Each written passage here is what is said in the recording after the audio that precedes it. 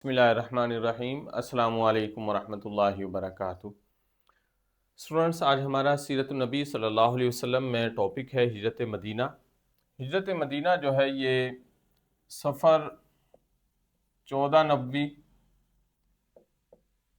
या फिर सितंबर 622 ईस्वी का ये वाक़या है जब आप सल्लल्लाहु अलैहि वसल्लम ने मक्का से मदीना हिजरत की।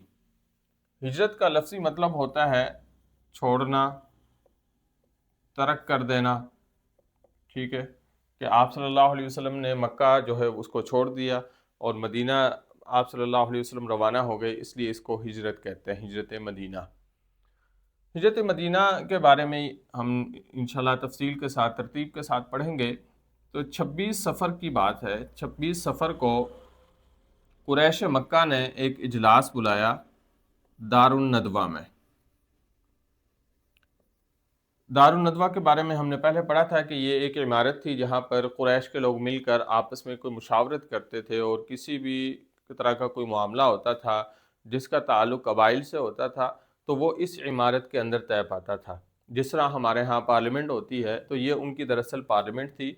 और ये आप सल्लल्लाहु अलैहि वसल्लम के नसब में एक शख्स हमने पढ़ा था, कुसई बिन किलाब, उसने इसकी बुनियाद रखी थी और इसी वजह से उसको अरब का पहला जमहूरी हुक्मरान भी कहा जाता है।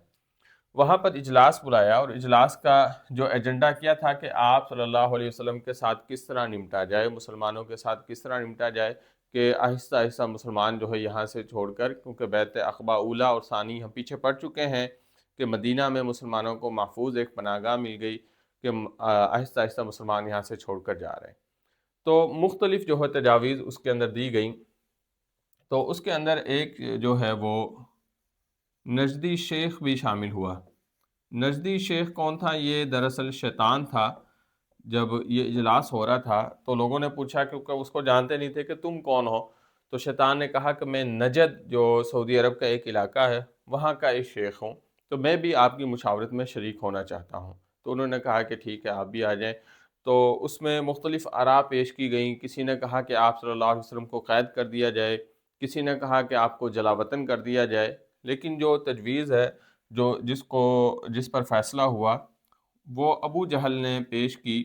अबू जहल ने कहा कि आप सल्लल्लाहु अलैहि वसल्लम को सारे जो कबाइल हैं वो मिलकर, यानी एक एक फ़र्द हर कबीला का हो, और सारे कबाइल मिलकर आप सल्लल्लाहु अलैहि वसल्लम को नऊज़ुबिल्लाह क़त्ल करें। तो इससे क्या होगा कि बनी अब्द मनाफ जो हैं वो तमाम कबाइल से तो बदला नहीं ले सकेंगे, तो हतमी फ़ैसला क्या होगा कि खून बहा दे देंगे, दियत देंगे, और सारे कबाइल मिलकर जो है वो खून बहा अदा कर देंगे। तो जब ये अबू जहल ने ये तजवीज़ पेश की तो नजदी शेख, जो दरअसल शैतान था, उसने भी कहा कि ये एक बेहतरीन तजवीज़ है। तो लिहाजा उस पर फ़ैसला हुआ और आप सल्लल्लाहु अलैहि वसल्लम का 11 अफराद ने मिलकर जो है वो घर का मुहासरा कर लिया। लेकिन इससे पहले ही अल्लाह ताला ने आपको वही के ज़रिए बतला दिया था कि आज कुफ़ार जो है आप सल्लल्लाहु अलैहि वसल्लम के घर का मुहासरा करेंगे। और आप सल्लल्लाहु अलैहि वसल्लम को भी पता था कि अनकरीब मुझे भी इजाज़त मिलेगी हिजरत की, और आप इंतज़ार में थे कि कब इजाज़त मिलती है। तो हज़रत अबू बकर सिद्दीक़ से बात हो गई थी। हज़रत अबू बकर सिद्दीक़ ने तकरीबन 3 माह पहले 2 ऊँटनियाँ ख़रीदी थी।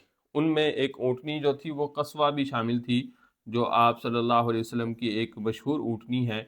ये हिजरत के मौके पर हज़रत अबू बकर ने आप सल्लल्लाहु अलैहि वसल्लम को दी। हज़रत अबू बकर इसे बग़ैर कीमत के देना चाहते थे, लेकिन आप सल्लल्लाहु अलैहि वसल्लम ने इसकी कीमत अदा की थी।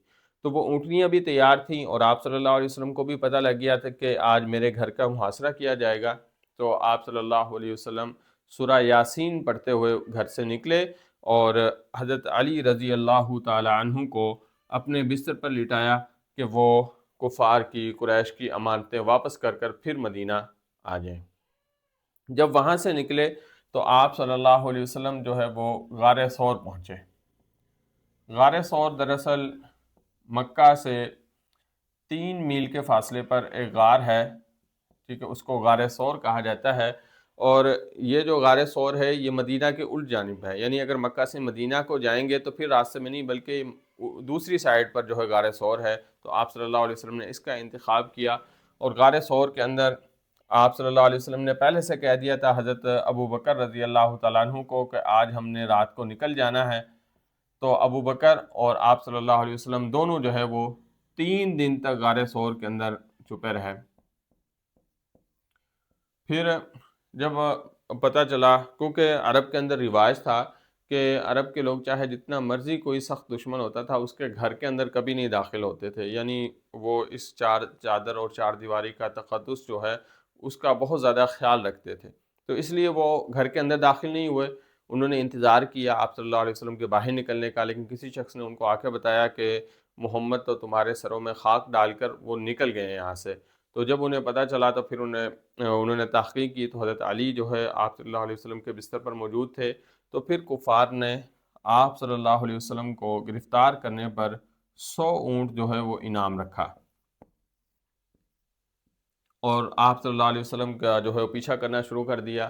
کافی تلاش کرنے کے ساتھ ساتھ جب وہ غار ثور کے قریب پہنچے تو حضرت ابو بکر جو ہے وہ گھبرائے کہ اب شاید ہم جو ہے وہ پکڑے جائیں، تو اللہ تعالیٰ آپ صلی اللہ علیہ وسلم نے حضرت ابو بکر سے کہا کہ لا تحزن ان اللہ معنا، کہ آپ غمگین نہ ہوں کہ اللہ ہمارے ساتھ ہے۔ اور اس چیز کا ذکر یا پوری کے پورے جو ہے ہجرت مدینہ اور آگے جتنے بھی ہم چیزیں پڑھیں گے، ان سب چیزوں کا ذکر سورۃ توبہ کے اندر ہے، اور سورۃ توبہ کا نمبر ہے 9 نمبر سورت ہے، جس کے اندر ثانیس نین جو حضرت ابو بکر رضی اللہ تعالی عنہ کا جو لقب ہے، اس کا بھی ذکر جو ہے وہ سورۃ توبہ میں ہے۔ اور اس غار ثور کے دوران ہی حضرت ابو بکر کے ایک صاحب زیادہ تھے جن کا نام تھا عبداللہ بن ابی بکر، اور یہ آپ صلی اللہ علیہ وسلم تک خبریں پہنچایا کرتے تھے کہ کفار مکہ اب کیا جو ہے وہ نیکسٹ پلان کر رہے ہیں مسلمانوں کے یا آپ صلی اللہ علیہ وسلم کے بارے میں۔ اور حضرت ابو بکر کی صاحبزادی تھی اسما بنت ابی بکر، یہ انہوں نے آپ صلی اللہ علیہ وسلم اور حضرت ابو بکر کے لیے کھانا یا زاد راہ جو ہے وہ تیار کیا، اور وہ کھانے کو باندھنا بھول گئی، تو ان کا جو ازار بند تھا اس سے انہوں نے اس کھانے کو باندھا، تو اس وجہ سے آپ صلی اللہ علیہ وسلم نے حضرت اسما کو ذات النطاقین کا لقب دیا۔ ذات النطاقین کا مطلب ہے دو ازار بند والی، ٹھیک ہے۔ اور حضرت ابو بکر کے ہی غلام تھے عامر بن فہیرہ، یہ بکریاں چرایا کرتے تھے، تو بکریاں چراتے چراتے اس سائڈ پر آ جاتے تھے اور آپ صلی اللہ علیہ وسلم وغیرہ کو دودھ پہنچایا کرتے تھے۔ اس طرح آپ صلی اللہ علیہ وسلم نے 3 دن وہاں پر گزارے، تو ایک شخص تھا جو اس وقت کافر تھا، جس کا نام تھا عبداللہ بن اریقت۔ اس کو آپ صلی اللہ علیہ وسلم نے اجرت پر جو ہے وہ اس کی خدمات دی تھیں کہ یہ راستہ جو ہے وہ گائیڈ کرے گا، یعنی یہ راستہ گائیڈ کرنے والا تھا اس سفر میں جو آپ صلی اللہ علیہ وسلم نے مکہ سے مدینہ کیا، جسے ہم ہجرت مدینہ کہتے ہیں۔ عبداللہ بن اریقت یہ ایک کیونکہ قابل اعتماد شخص تھا اور اس وقت کافر تھا، تو اس کو اجرت پر حضرت ابو بکر اور آپ صلی اللہ علیہ وسلم نے جو ہے وہ اجرت پر اس کو جو ہے ہائر کیا تھا۔ اور عبداللہ بن اریقت کو ہی وہ 2 اونٹنیاں جو حضرت ابو بکر رضی اللہ تعالیٰ عنہ نے پالی تھیں وہ ان کو دے دی تھیں، اور ان سے کہا تھا کہ 3 دن بعد وہ جو ہے غار ثور پہنچ جائے۔ تو عبداللہ بن اریقت جو ہے وہ 3 دن بعد جب آپ صلی اللہ علیہ وسلم حضرت ابو بکر نے غار ثور میں گزار لیے، تو عبداللہ بن اریقت وہ اونٹنیاں لے کر آئے، اور پھر اس طرح یہ جو ہے وہ سفر شروع ہوا۔ جب یہ سفر شروع ہوا تو راستے میں ایک شخص تھا جس کا نام تھا سراقہ بن مالک بن جاشم، ٹھیک ہے۔ اس نے آپ صلی اللہ علیہ وسلم کا 100 اونٹوں کی لالچ میں پیچھا کیا، لیکن جب یہ دسترس کے قریب ہوتے حضرت ابو بکر اور آپ صلی اللہ علیہ وسلم، تو اس کا گھوڑا جو ہے وہ زمین پہ دھس جاتا ہے۔ یہ سمجھ گیا کہ یہ غیب کی طرف سے ہے، تو انہوں نے پھر آپ صلی اللہ علیہ وسلم کو اپنا زاد راہ دینے کی پیشکش کی کہ یہ مجھ سے لے لیں، لیکن آپ نے قبول نہیں کیا، بلکہ آپ نے کہا کہ تم نے کسی کو ہمارے بارے میں آگاہ نہیں کرنا، یعنی ہماری خبر کسی کو نہیں دینی۔ تو اس نے وعدہ کیا کہ میں کسی کو آپ کی خبر نہیں دوں گا۔ اور حضرت ابو بکر کا جو غلام تھا عامر بن فہیرہ، اس نے پھر سراقہ بن مالک کو امان لکھ کر دی، یعنی اس نے کہا کہ مجھے امان لکھ دے۔ امان کے بارے میں پہلے بھی بات ہوئی کہ یہ ایک قسم کی تحفظ ہوتا تھا کہ آپ مجھے لکھ کر دے دیں، یعنی آپ مجھے کبھی کچھ نہیں کہیں گے۔ اور عبداللہ بن اریقت جو ہے اس کو آپ صلی اللہ علیہ وسلم نے اس وقت جو ہے وہ कैसर व किस्रा के जो कंगन है, सॉरी कैसर व किस्रा नहीं बल्कि किस्रा के कंगन पहनाने की, किस्रा ईरान का नाम है, उसके कंगन पहनाने की खुशखबरी दी कि अनकरीब वो वक्त आएगा कि तुम्हें किस्रा के कंगन पहनाए जाएंगे। बहरहाल वहाँ से जब आप सल्लल्लाहु अलैहि वसल्लम निकले तो रास्ते में ही ज़ुबैर बिन अवाम जो है वो एक तिजारती काफ़िले के साथ जो है वो मुल्क शाम से वापस आ रहे थे, उनसे भी मुलाकात हुई और उन्होंने आप सल्लल्लाहु अलैहि वसल्लम और हज़रत अबू बकर को सफ़ेद चादरें भी जो है वो तोहफ़तन हदियतन अता की। और इस रास्ते से गुज़रते गुज़रते आप सल्लल्लाहु अलैहि वसल्लम का एक खातून थी जिसका नाम था उम्मे माबद, उसके घर से गुज़र हुआ। तो भूख लग रही थी, आप सल्लल्लाहु अलैहि वसल्लम ने उससे कोई खजूर वगैरह और इस तरह की चीज़ें तलब की, लेकिन उसने कहा कि मेरे घर में कोई चीज़ मौजूद नहीं है। तो आप सल्लल्लाहु अलैहि वसल्लम की निगाह उनके एक बकरी की तरफ गई। उसने कहा कि इसका कोई दूध हो। तो उसने कहा कि ये बकरी रेवड़ के साथ नहीं जा सकी क्योंकि ये इतनी लागर और दुबली पतली है कि ये चल फिर भी नहीं सकती, तो दूध कहाँ दे सकती है।